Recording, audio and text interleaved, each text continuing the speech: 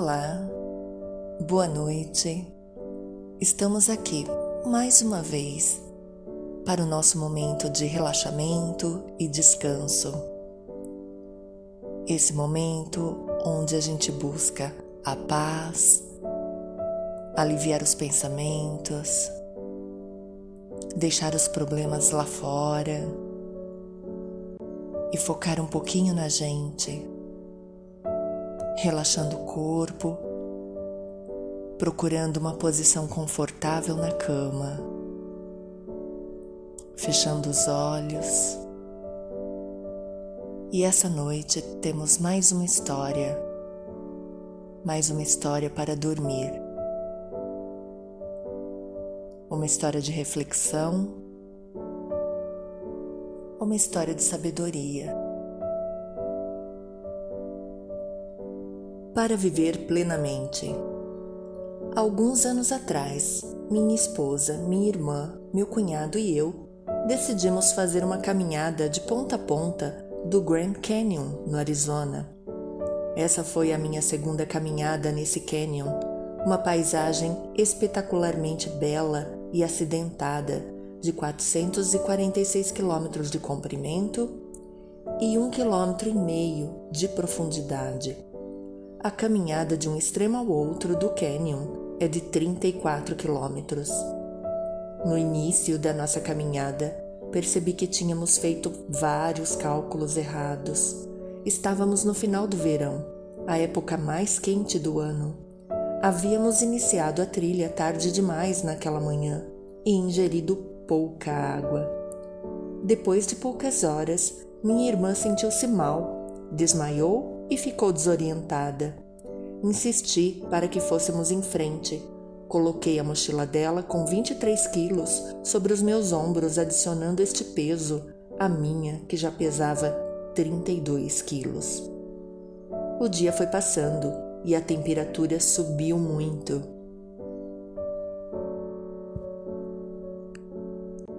Quando finalmente chegamos à área de deserto, o termômetro num poste ao lado da trilha indicava 53 graus. Na verdade, essa era a temperatura máxima que o termômetro conseguia registrar, portanto, não consigo nem mensurar o quanto o sol estava escaldante. No restante daquela tarde, derretemos de suor, debatendo-nos entre as opções que tínhamos. Minha irmã sentia-se doente e eu desidratado. Estava severamente exausto e com náuseas. Nosso plano era caminhar por mais 2 dias até atingir a borda norte, mas em nossas condições, as chances de atravessarmos com sucesso o terreno crepitante e acidentado eram mínimas. Era óbvio que tínhamos de alterar nosso plano inicial. Precisávamos sair dali, do canyon, refazendo os quilômetros brutais que tínhamos acabado de trilhar para fazer o retorno.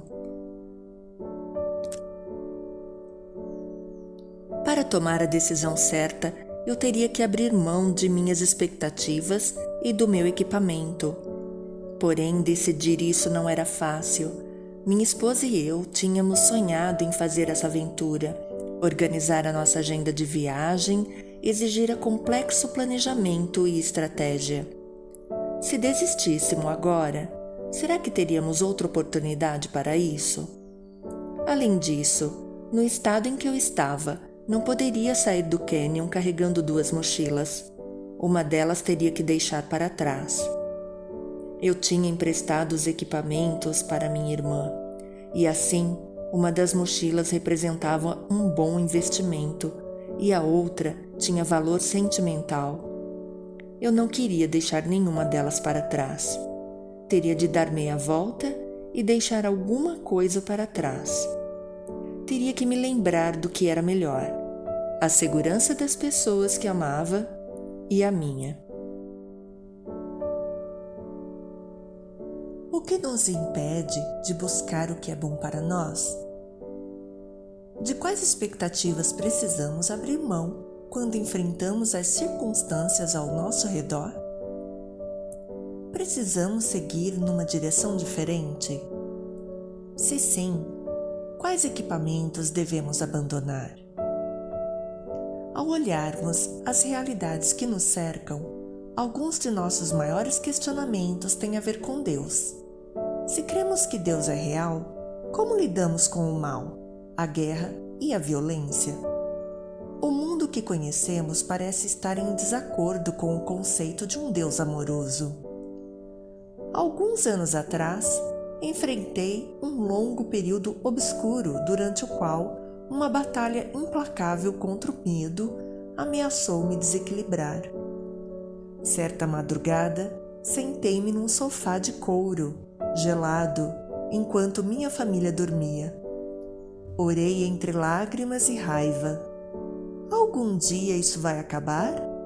Deus está em algum lugar? O que há de errado comigo? Existe realmente um Deus que fará qualquer coisa para nos salvar? Precisamos realmente de resgate?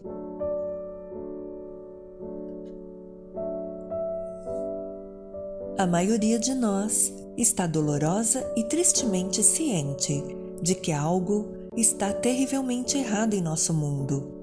Sabemos que as injustiças, a solidão e as divisões sociais são males contra os quais devemos lutar. Muitos de nós podemos nem saber o que pensamos sobre Deus ou a eternidade, mas sabemos que encontramos o mal em todos os lugares. Em campos de refugiados, em terríveis atos de terror, em centros urbanos, onde as vizinhanças são destroçadas e jovens são forçadas a vender seus corpos nas ruas. E sabemos, de alguma forma, apenas sabemos, que não era para ser assim. Mas como sabemos disso? Meu palpite é de que temos essa intuição básica, porque somos seres humanos, criados à imagem de Deus. Fomos criados para um mundo perfeito como o Éden, aquele maravilhoso cenário onde Deus soprou vida em Adão e Eva. Se fomos destinados a um mundo repleto de amor, de bondade e de Deus, faz sentido que suspiremos frente à beleza e que fiquemos furiosos com o mal. Talvez a história de Jesus, Deus se tornando humano, morrendo como um ato de amor sacrificial, e então saindo de seu túmulo como sinal de intenção de Deus de ressuscitar tudo o que a morte arruinou, nos diga o que nosso coração já sabe: somos destinados a ser pessoas de vida, não de morte. Uma revista americana tem uma coluna fixa chamada O Questionário Proust, na qual as celebridades respondem a 21 perguntas sobre diversos assuntos. Numa de suas edições antigas, entrevistaram o ator e diretor Dennis Hopper e nele perguntaram: qual é o seu maior medo? Ele respondeu com uma única palavra: a morte. Quando lhe pediram para citar seu maior pesar, Hopper respondeu: mortalidade. Não viver para sempre. Esse tema sombrio reapareceu no final da entrevista, embora com um tom mais humorado. Como gostaria de morrer? Calçado com minhas botas. Qual o lema de sua vida? Nunca usar botas. Queiramos ou não reconhecer, o triste fato é que algum dia cada um de nós dará seu último suspiro. Uma lápide marcará o lugar onde nossa família e amigos depositarão o nosso corpo para o descanso. E muitos se perguntam se isso será o final. No entanto, não precisamos esperar pelo túmulo para lidar com o aperto ameaçador da morte. A violência que aparece 24 horas por dia nos noticiários nos lembra de que nada está bem. Certamente há muita alegria neste mundo, mas também em muitos dias vivemos no limite, ameaçados pela possibilidade do caos, cientes da fragilidade do nosso viver. E uma de nossas perguntas é apenas essa: existe mesmo um Deus que fará qualquer coisa para mudar a nossa vida? Das primeiras páginas até sua palavra final, a resposta da Bíblia é um retumbante sim. A criação em si revela a insistência de Deus de que Ele nos fez para a abundância, a beleza e a vida. No relato de Gênesis, todos os dias, quando Deus terminava de fazer encostas verdejantes, ou pinheiros coloridos, ou uma maravilhosa disseminação de estrelas, Ele sentava-se e, com um profundo suspiro de contentamento, exalava uma palavra simples: bom.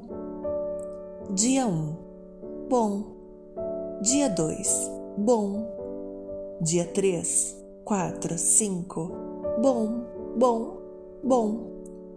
Por fim, quando Deus criou a sua obra-prima, o ser humano, sua exclamação exuberante foi muito bom. Em outras palavras, seres humanos bons foram destinados a um mundo bom, a uma vida boa. Essa verdade está tecida em nosso ser e emerge junto aos nossos anseios por amor e esperança. Entretanto, a história humana fez uma virada desastrosa. Quando Deus criou Adão e Eva, Ele os criou com a capacidade de escolher. Sempre houve a possibilidade deles se afastarem do Criador. E eles o fizeram. Adão e Eva acreditaram na mentira de que Deus era mau e não desejava o bem deles. Rejeitaram-no e escolheram um caminho renegado. E agora vivemos com as consequências daquela escolha, que é a morte. Quando abandonamos a Deus, resta somente a morte de tudo. A morte se opõe à intenção de Deus para nós. Ela é contrária à vida bela e próspera que Deus projetou para a sua criação. Mas Deus é o Deus de vida, não de morte. Deus é o Deus de bondade, não de destruição. Ele não poderia abandonar o povo que Ele ama, nem o mundo que Ele ama, assim como não poderia deixar de ser Deus. Não observou o seu mundo de longe, impassível à sua situação. Não cobriu seus ouvidos ou fechou seus olhos à ruína que trouxemos a nós mesmos. Não se manteve distante, presunçosamente, afirmando que merecíamos a calamidade que encontramos. Deus agiu. Ele veio a nós, compelido por compaixão e amor por sua criação. Deus veio a nós em forma humana. Jesus, o Filho de Deus, veio nos resgatar. Na cruz, Jesus assumiu sobre si todo o nosso mal e todo o nosso sofrimento. Na ressurreição, Jesus conquistou o que mais tememos, a vil realidade que desencadeia o caos em nosso mundo, a morte. Jesus saiu do túmulo, vitorioso sobre a morte. A ressurreição de Jesus não é a promessa de que jamais teremos um túmulo, mas nos garante que a morte não tem mais poder sobre nós. Um dia, ressuscitaremos para uma vida totalmente nova. Cada remanescente da morte, guerra, doença, relacionamentos desfeitos, injustiça, será no final desmantelado. A morte e todo o caos que ela inflige não vence. Deus vence. A vida vence. Deus agiu e nos resgatou. Quando nos deparamos com grandes dificuldades em nossa aventura no Grand Canyon, eu tive a escolha. A escolha errada levaria ao desastre. A escolha certa nos levaria à segurança e possivelmente salvaria nossas vidas. Mas para fazer aquela escolha, precisei abrir mão de certas coisas. Deus também nos oferece uma escolha. Estamos dispostos a abrir mão das coisas às quais nos agarramos tanto, convencidos de que são nossa vida? Estamos dispostos a nos aproximarmos de Deus para recebermos a bondade que Ele deseja nos dar?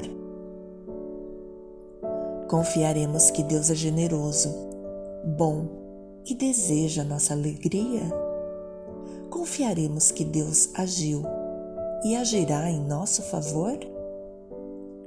Todas as nossas perguntas sobre Deus e o mal, sobre a vida e a morte, e sobre o seu aparente silêncio em meio ao medo implacável, revelam a mesma preocupação. Uma vida melhor realmente é possível e Deus pode, verdadeiramente, oferecê-la. Em Jesus encontramos boas novas de cair o queixo. A morte pode estar em qualquer lugar, mas ela não tem a palavra final. Jesus veio e um dia todo tipo de morte será desfeita, como escreve o autor Friedrich Nietzsche.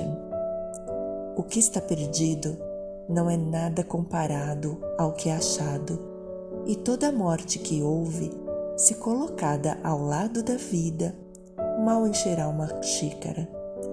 Ela é a melhor vida que Deus destinou para nós, a verdadeira vida que Deus oferece.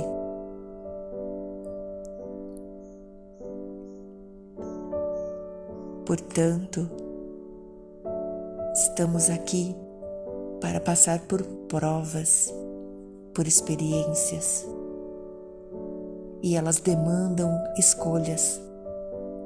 Façamos boas escolhas.